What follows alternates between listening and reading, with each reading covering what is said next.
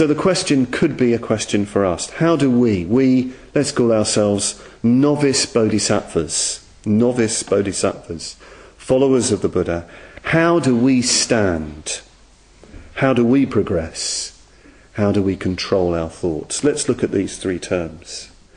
So the word stand or abide. It's interesting, the Perfection of Wisdom literature talks a lot about standing. Very interesting metaphor. How does a bodhisattva stand? It's a strong metaphor. Standing foursquare, standing strong. How does a bodhisattva stand? What is a bodhisattva's ground? What's your attitude? What direction are you facing? What's your orientation? Sangharakshita kind of glosses this stand.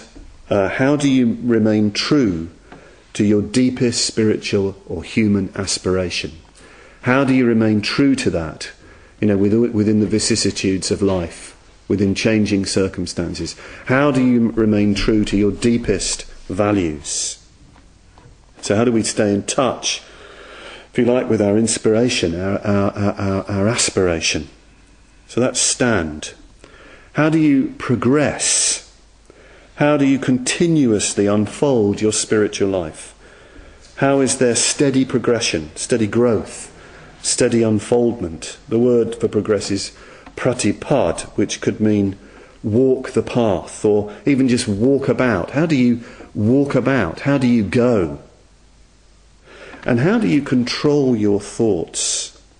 Konza glosses this very well as controlling thoughts means the ability of the bodhisattva to keep distractions away from the calm core of his inward mind.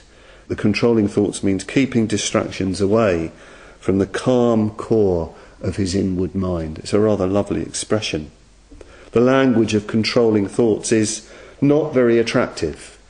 Won't be very attractive to some of you. I anticipate some discussion and debate in the discussion groups about this. People don't like this word control.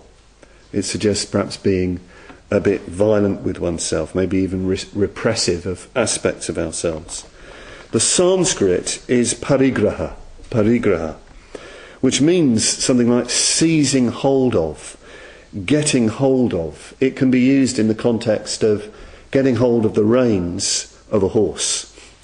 A wild horse, getting hold of the reins.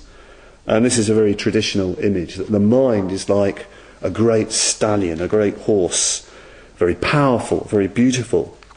But all that energy needs directing, training, it needs mastery. If we look at it, the mind, the heart, it's so lively, actually. It's so sensitive, so responsive, so alive. We don't always realise that, just how fluid it is and how powerful it is and how sensitive it is to influence.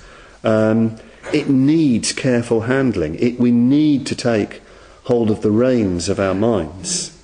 Our spiritual aspiration needs to take hold of the reins of our minds. So this is Subhuti's question. How do bodhisattvas live? If you want to be a bodhisattva, how do you live? How do you stand? How do you progress?